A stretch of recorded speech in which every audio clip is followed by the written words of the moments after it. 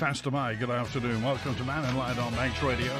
The Treasury Minister, Dr. Alex Allinson, MHK, is with us today. Well, the budget has appeared. Now it's getting everything into gear. It's applying the policy.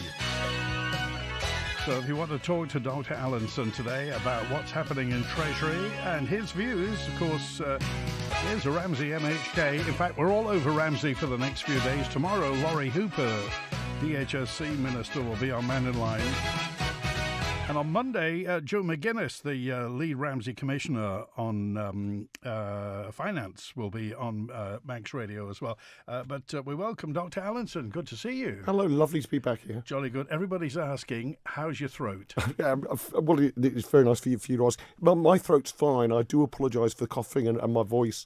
It's sod's law already that I got a bit of a cold just before the budget debate, and I do apologise to those people trying to listen in on Manx Radio because you heard an awful lot of coughing, hopefully an awful lot of politics as well. Yes.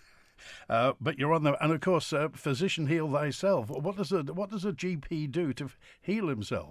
He listens to the good advice, and actually, the Sunday before the budget, I actually went into the Ramsey College Hospital and had a chat with their MIU team, who were fantastic. And I said, look, I hadn't slept very well that night. Can you just check my lungs out for me?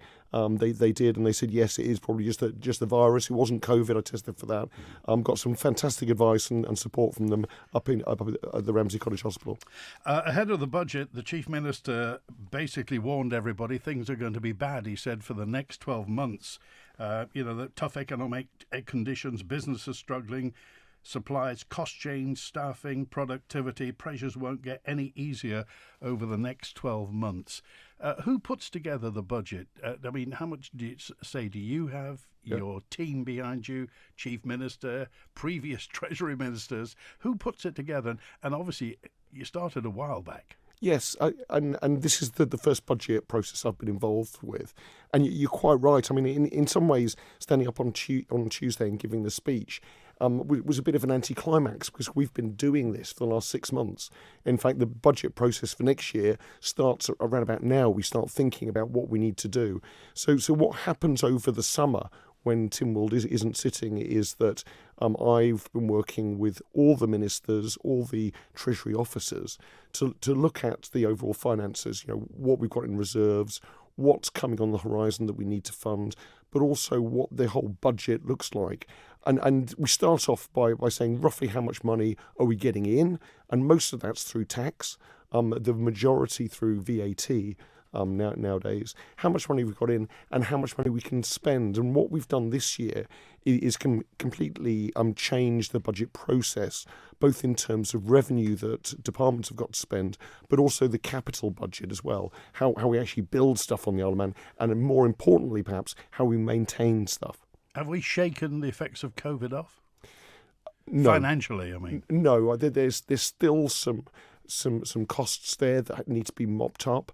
There's still that time lag, those 2 years where the world seemed to stop, and so some of the policies and changes we wanted to bring in were put on hold, and there is that chance to get back on track now. But of course, just as we were coming out of COVID, we then had the war in Ukraine. Now, prices were going up before that happened in terms of energy, because if you remember, there were lots of supply issues coming, particularly from the Far East. So prices were going up, gas prices were going up. That then got really accelerated in February last year with the Russian invasion of Ukraine. That brought in a huge amount of volatility and uncertainty into the market.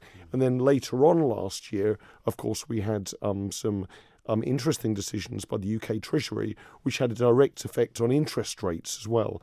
And so we've seen a huge amount of volatility in terms of the worldwide economy, which has had knock-on effects to us. And so Treasury has had to take stock of that, because wages going up, energy prices going up, affect government expenditure in exactly the same way as it affects household expenditure.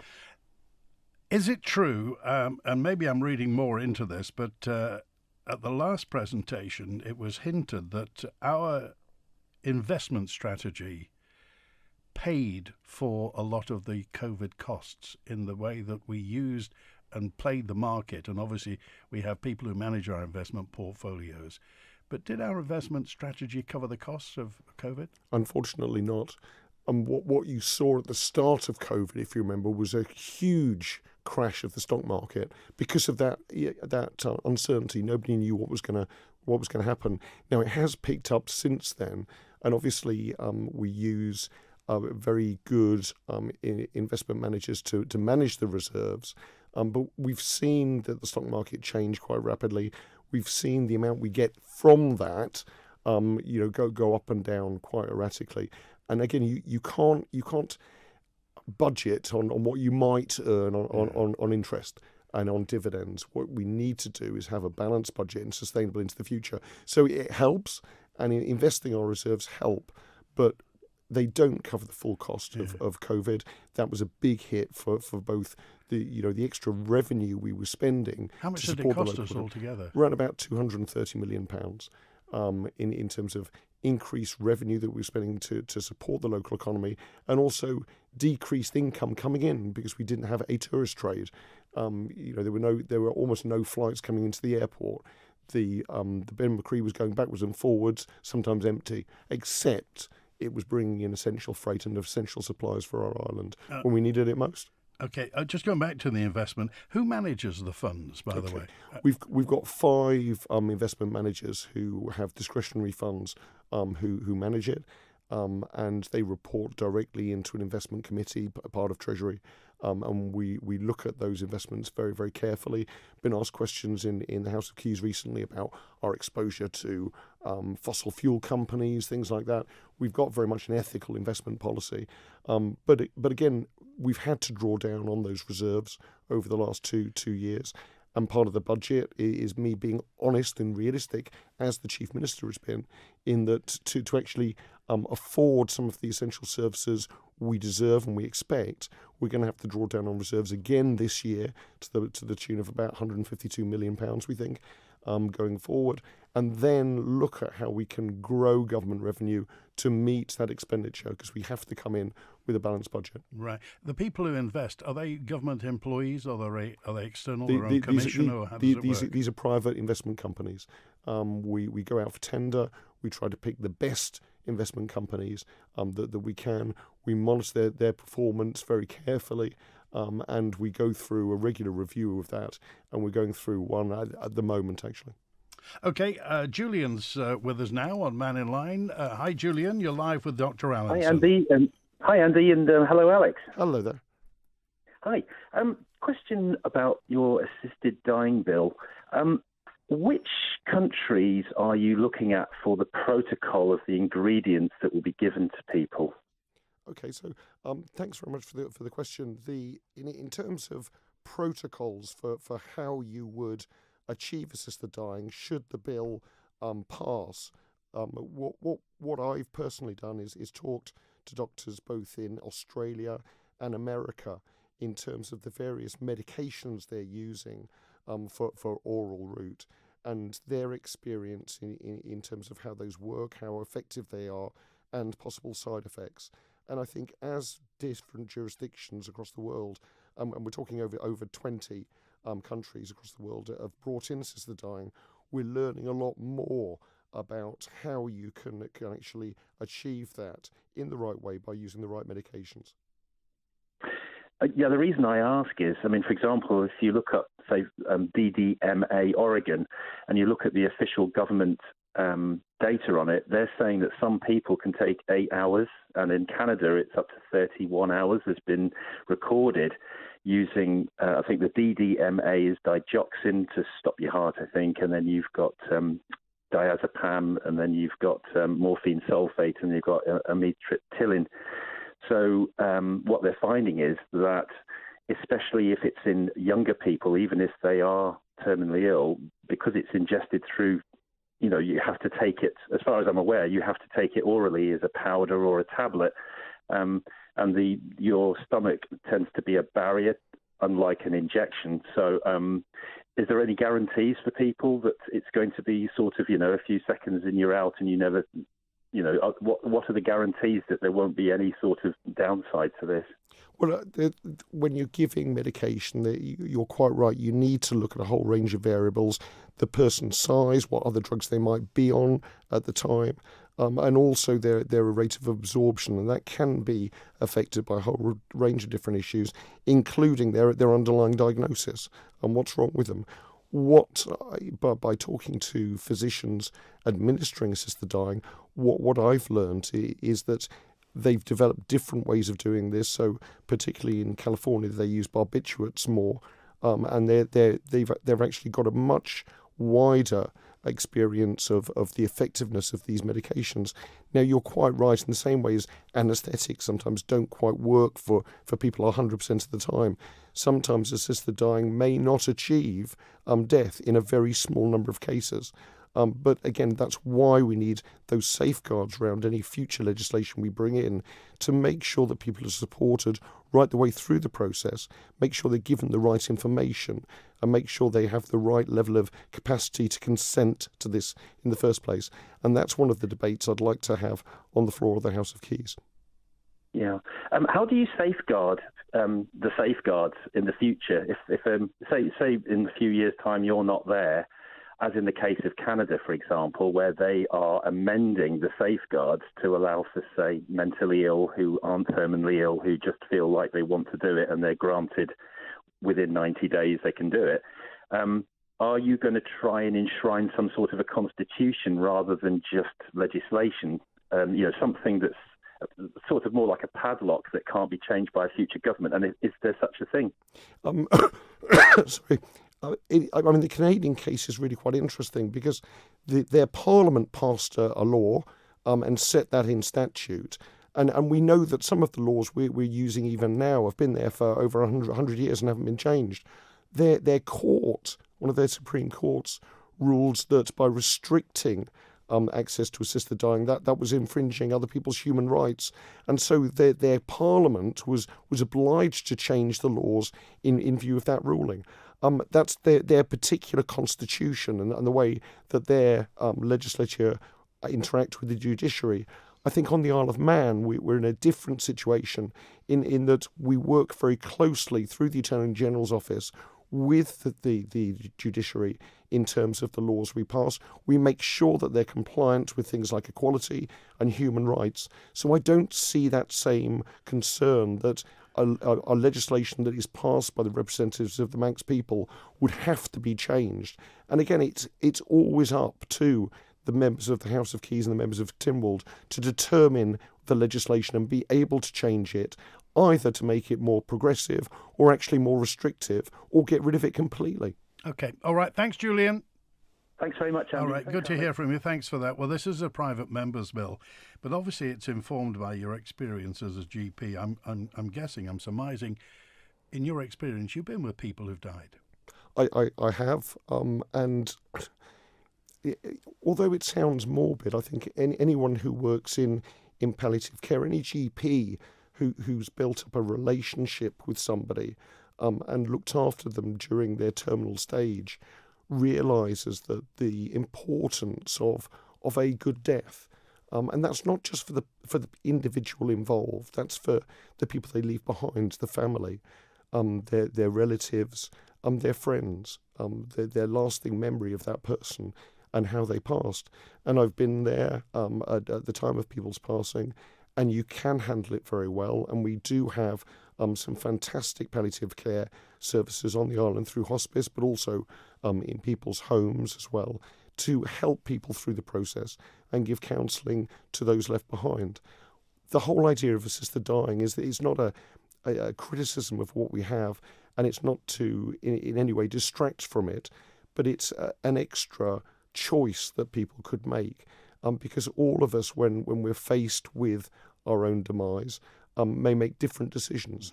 And for some people, that loss of autonomy, that loss of dignity is absolutely unbearable, and they'd like to have control over their own passing. Are you confident this will go into law? No. I'm certainly not arrogant enough to think that just because I've got leave to introduce, it's going to sail through. These are very difficult decisions. in many ways, there is no right or wrong. The idea of creating an assisted dying law is to give people that choice, that opportunity, which may only be taken up by a handful of people. But for those people, it could be the most important thing they ever do. And what my role is really, as an MHK, given that platform to have the privilege of bringing private members to Bill, do as much as I can to make that argument to my fellow MHKs and allow them to understand why I think this is really important for the island to bring this forward. OK, we're live with the Treasury Minister. Dr. Allinson's with us through till 1. Howard, you're live with Dr. Allinson. Good afternoon, Andy. Good afternoon, Minister.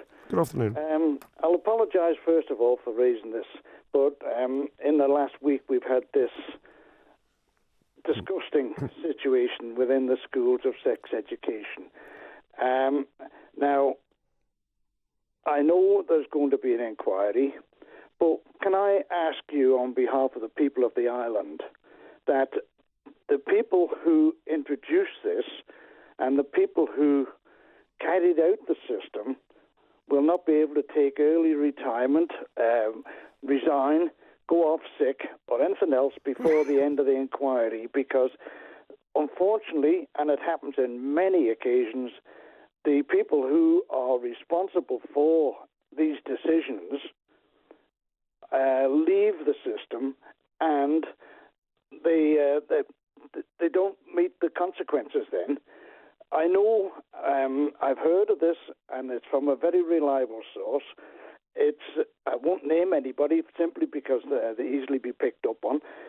It's actually filtered down through into the primary school, and I'm talking about young primary school, which is something that's going to have to be sorted out, because this is going to affect the generation that's coming up through and the generation afterward.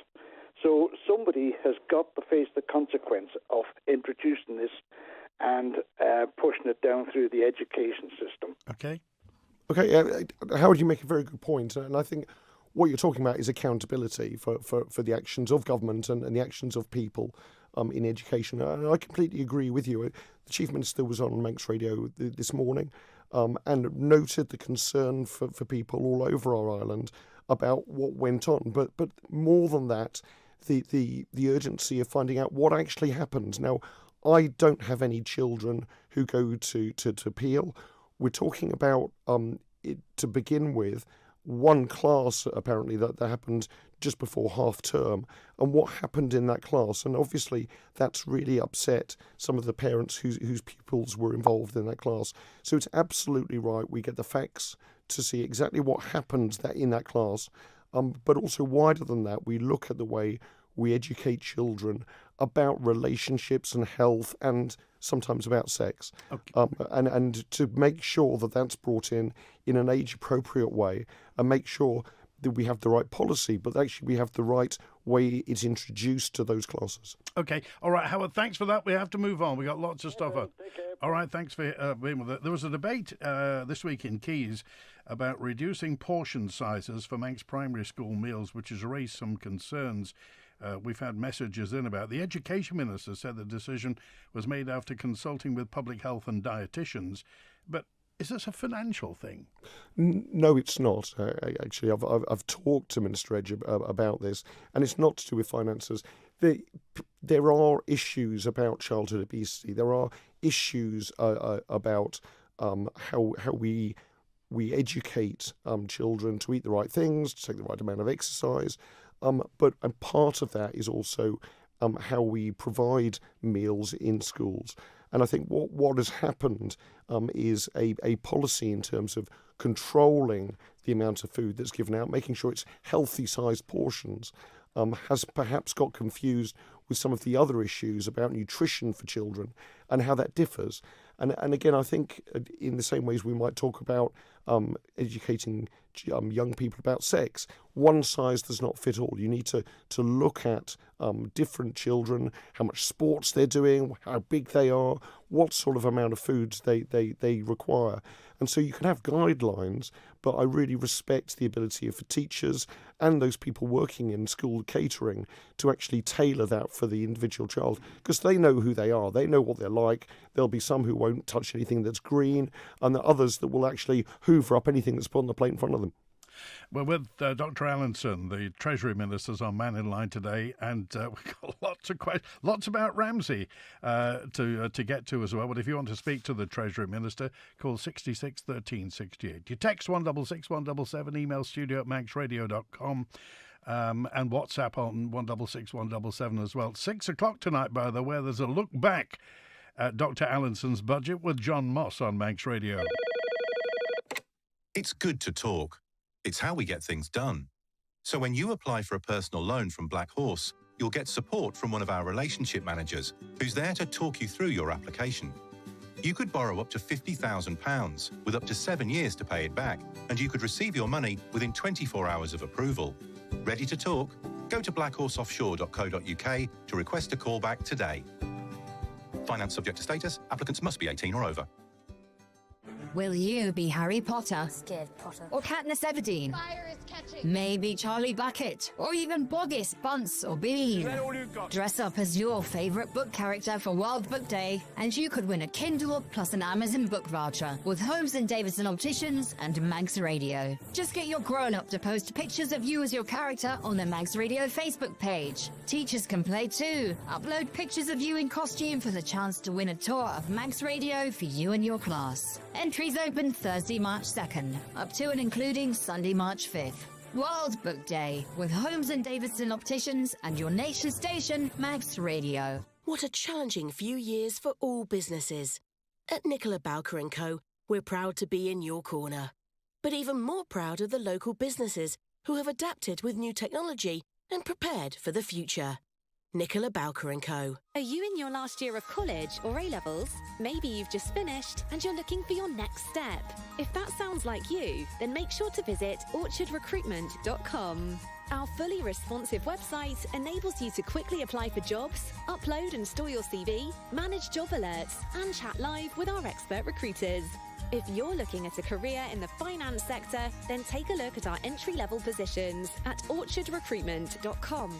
Orchard Recruitment, a refreshing change. After 2 weeks on the road, FC Isle of Man return home in the NWCFL Premier Division this weekend, hoping to keep up their recent turnaround in form. The Ravens welcome Winsford United to the Bowl on Saturday night, with the Manx side aiming to make it 3 wins from their last 4 games. Join me, Rob Pritchard and Tony Mepham for FC Isle of Man versus Winsford United this Saturday, kicking off at 6 p.m. Manx Radio will be providing full live match commentary on our AM 1368 and digital platforms. Live coverage of FC Isle of Man on Manx Radio is supported by Selton, investing in our community. The Mannin Line, daily interaction, debate and exchange of ideas. Broadcast on Manx Radio from midday till 1, Monday to Friday. With Dr. Allinson today, and just one question. Will you be coming back with tweaks for the budget later on this year? I mean, is it set in stone?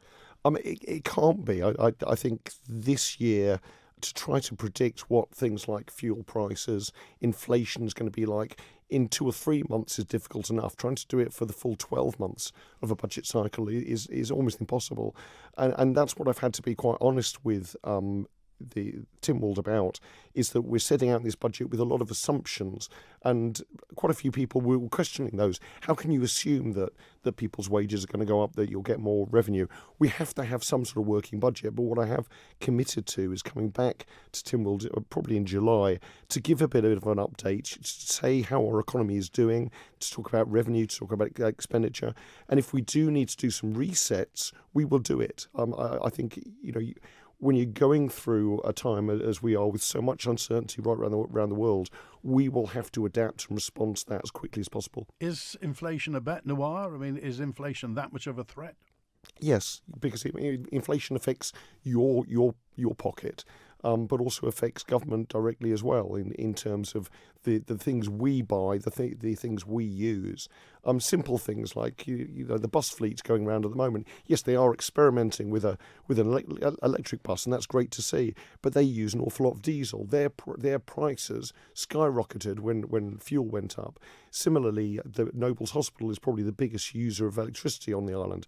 Their costs went up as well. So inflation is very important. It erodes people's savings. But for those people who maybe are retired and have got money in the bank, they're suddenly gaining interest for the first time in probably a decade. Yeah, swings and roundabouts. Many people were moaning like Billio when interest rate was effectively zero. Yeah, and we went through a period of perhaps a decade of record low inflation rates and record low interest rates. That was unsustainable. We knew it was going to go up sooner or later. What we didn't perhaps predict was it would go up so much so far. And although people have said, I mean, when I had my first mortgage, I think the interest rate on it was almost 10%, and it went back in the 70s, 80s, went up to 15% on your mortgage. That was difficult to cope with. People now buying their first home are spending far more on that home. It's far more of their disposable income. And so even a modest change of 1 or 2% can really affect people's budgeting. OK, Stephen. Hi, Stephen. You're live with Dr. Allinson. Good afternoon, Andy. Good afternoon, Minister, and good afternoon, listeners. Minister, if I could just back to a slight history lesson. Do you recall or have ever read the Scope and Policy of Government report, which was done as a result partially of cost increases and looking to try and get things under control going back a number of years now? And any organisation, government or operation has a number of fixed costs, and one of them that is only within their grasp, really, I suppose, just going back over what you said about interest rates, etc., is the number of employees. Now, I'm led to believe that since when the Scope and Policy of Government was first spoken about, there was less employees than we currently have. So there was very little observance took, really, as so happens with many government reports. They are put on a shelf and nothing ever happens, as you know. So my question is, coupled with the buoyant Manx economy, would this be an appetite time to revisit issues such as the Scope and Policy of Government and see where the reductions could be in the number of employees? Because we keep hearing periodically from questions of members who ask questions of which department's got this number of employees and what the total number of employees is, and it always seems to grow with all the extra contributions that happens.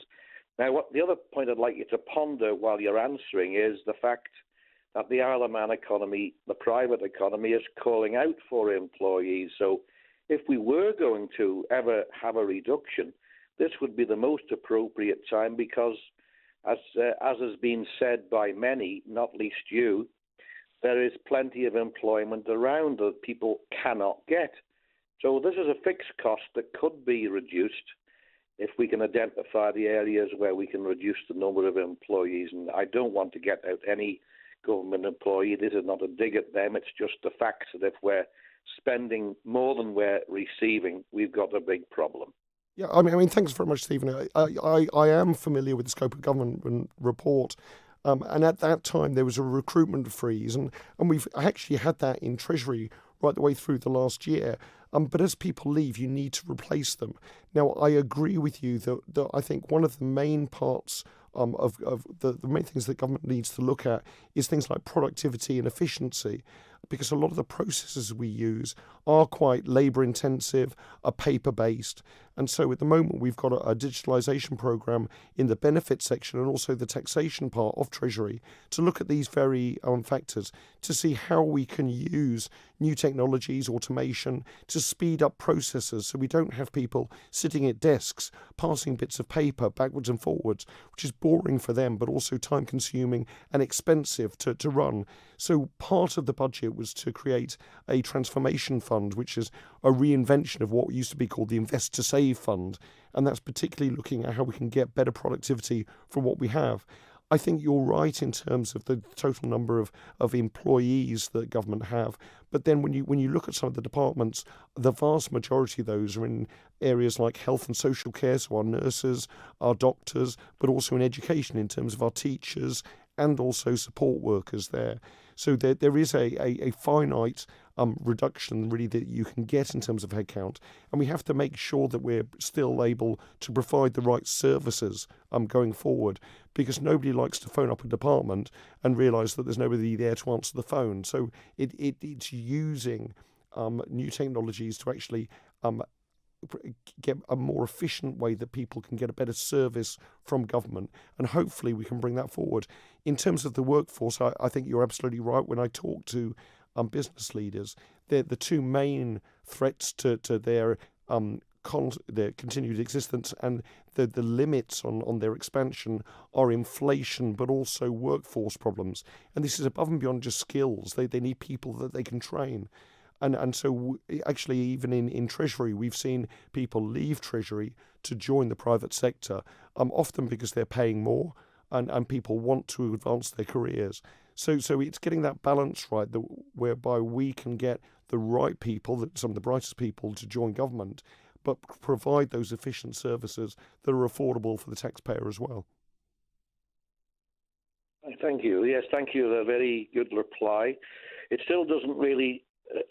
I understand that we don't want to reduce the number of people employed in health and front-facing positions, because those are important for people who are not internet savvy. But that's not the only areas. I'm sure that if we had X number employed at the time of the scope of policy of government, and we've got X number of employed now, would it not be a possibility to look where these increases have been to see exactly why we've increased them? Because as we've gone forward from that date, I presume that you were adopting the technology, and it can't be all simply down to the technologies.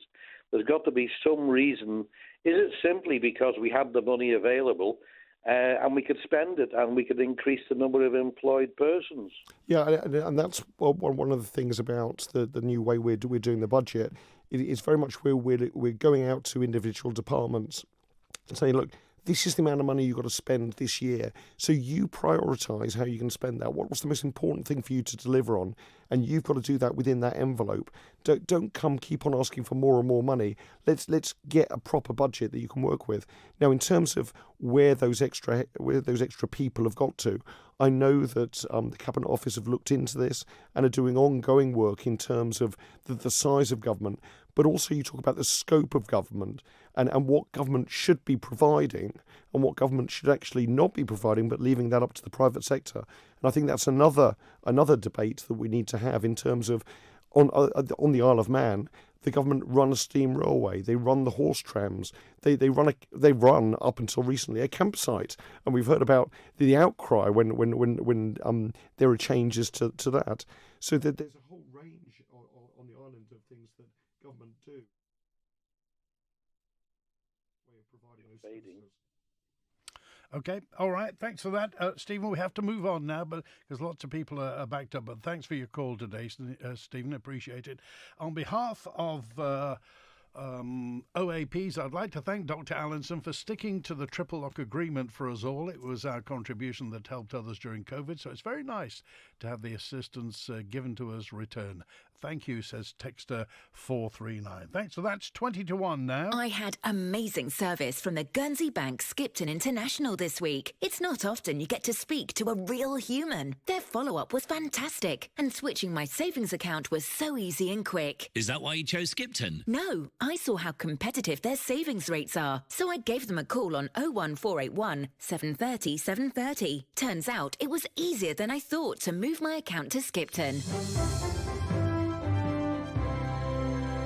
Skipton International is licensed to take deposits by the Guernsey Financial Services Commission and is a participant in the Guernsey Banking Deposit Compensation Scheme. Details at dcs.gg. Terms and conditions apply. The current team at Port St Mary Golf Pavilion will be leaving on Sunday the 26th of March. We'd like to thank everyone for their custom over the past 5.5 years, and we hope you can pop in to visit us before we go, either for a tea or coffee and cake or one of our delicious meals. Also, please can you use any gift vouchers before the 26th of March. The Pavilion team will miss all of our customers, but we're looking forward to starting the next chapter of our story and hope to see you all soon. Construction waste today. Tells recycle for another day. A builder skip or two. Tells skips will bring to you.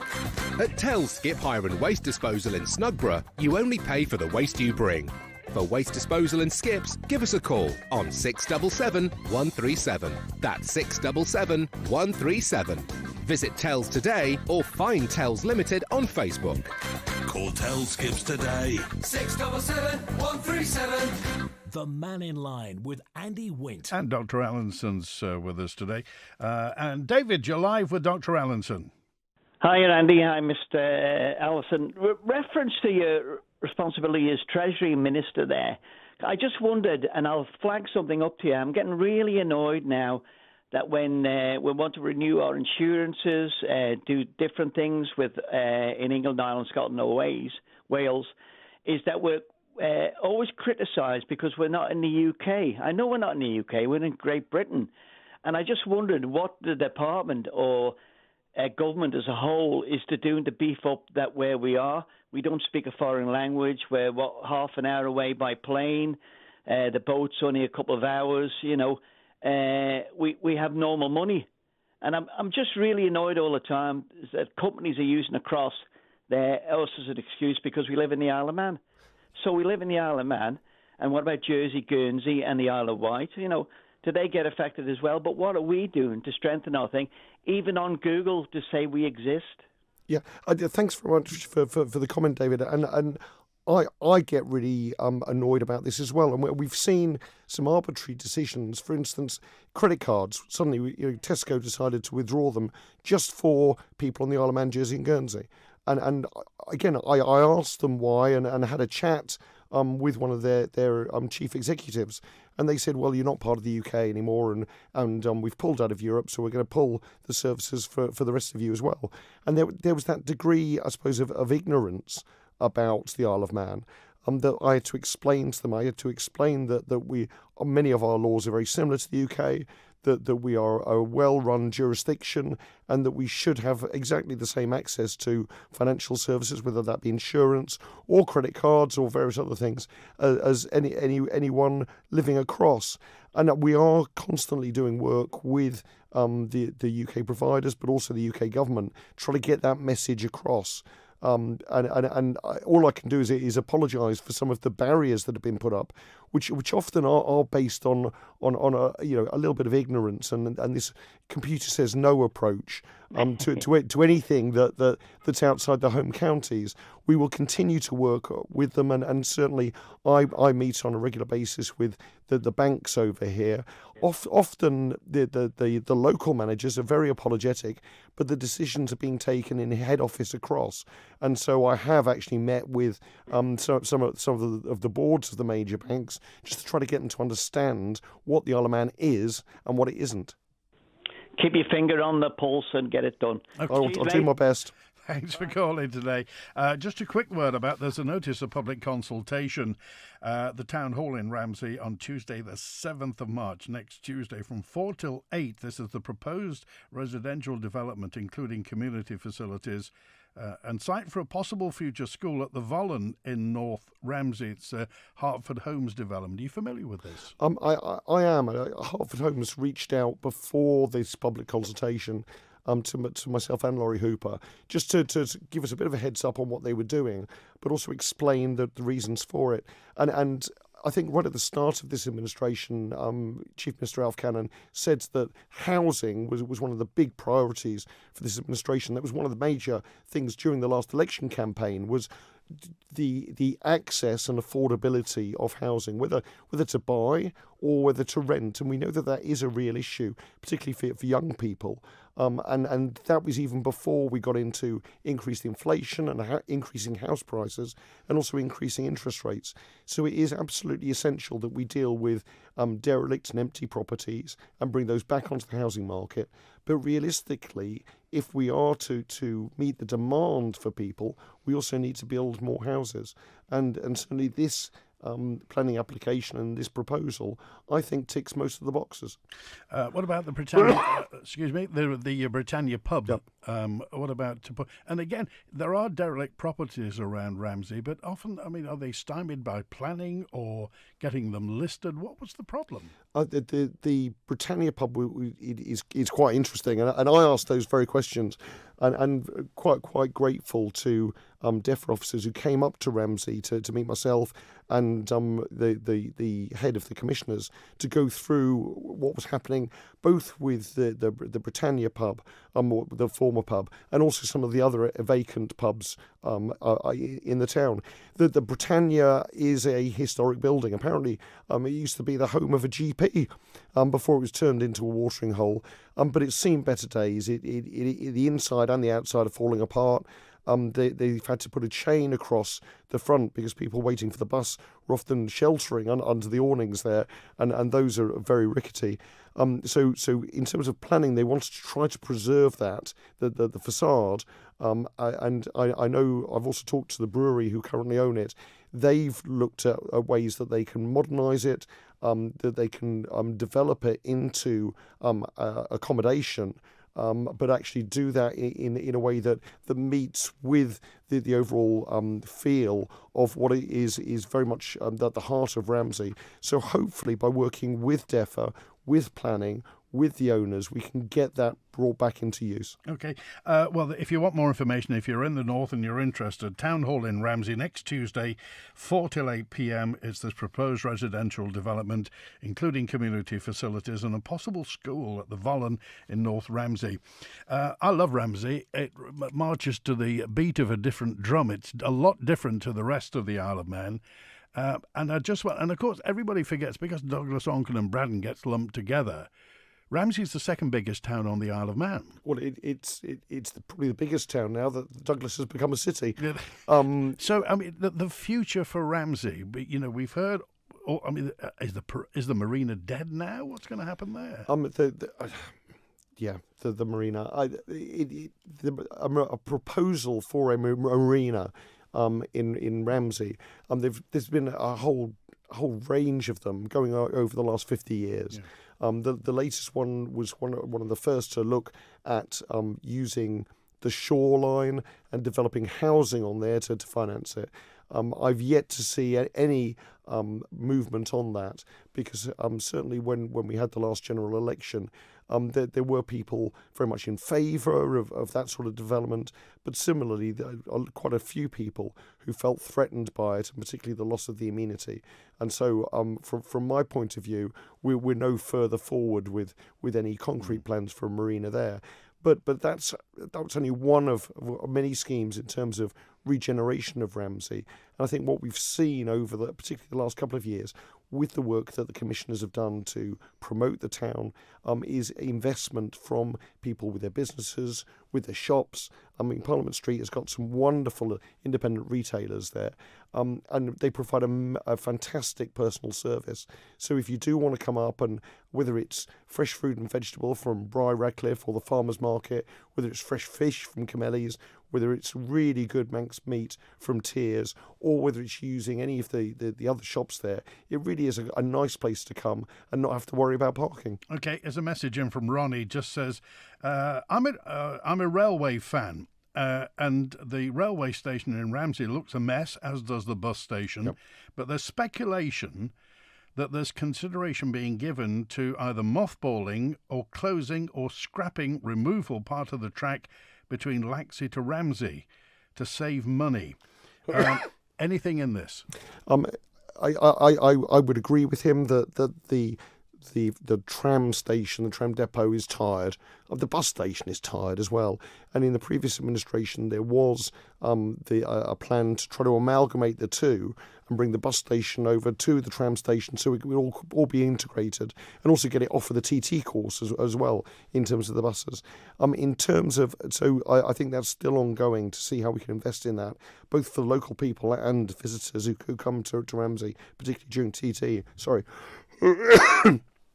In terms of the other question with the MER and coming all the way out to Ramsey, that's still a very popular route, and certainly I'm not aware of any plans to cut back on that. But obviously DOI looking at their budget, looking at the schedule for the trams, and needs to communicate that with people. But certainly from my point of view, I don't see any threat to that link to come all the way up to Ramsey. Okay, hi Frank, you're live with Dr. Allinson. Hi Doc, nice to talk to you. I'd like you to help the disabled people of the island. I think you understand what disabled means. You're a doctor. But the parking situation in Ramsey is ridiculous. I can't park anywhere on any disabled place in Ramsey for the simple reason it's only got an hour's parking. It takes me 10 or 15 minutes to get out of my car and also to get the thing I have to walk. Whereas if I park normally on the street, I get 2 hours. But why have you only got 1 hour parking on the disabled? Well, thanks very much, Frank, for raising that. Are you talking about Parliament Street itself? Everyone in Ramsey is only an hour. I wasn't aware of that, to be honest with you. I know that the commissioners have been working quite closely with DOI to try to get more parking spaces, and certainly outside ShopRite there's more parking spaces now for disabled people, but also to get the enforcement to make sure that it is disabled people using those. But I'll certainly ask them about the 1 hour restriction and see if that can be extended. Okay, all right, that's great. Thank you, Frank. Good to hear from you. A note in from John, who says, for Dr. Allinson, one of my sons completed his university course through COVID and successfully got his degree, which wasn't easy taking account of restrictions, took out a student loan through the Isle of Man government, which now earns only slightly above the minimum wage.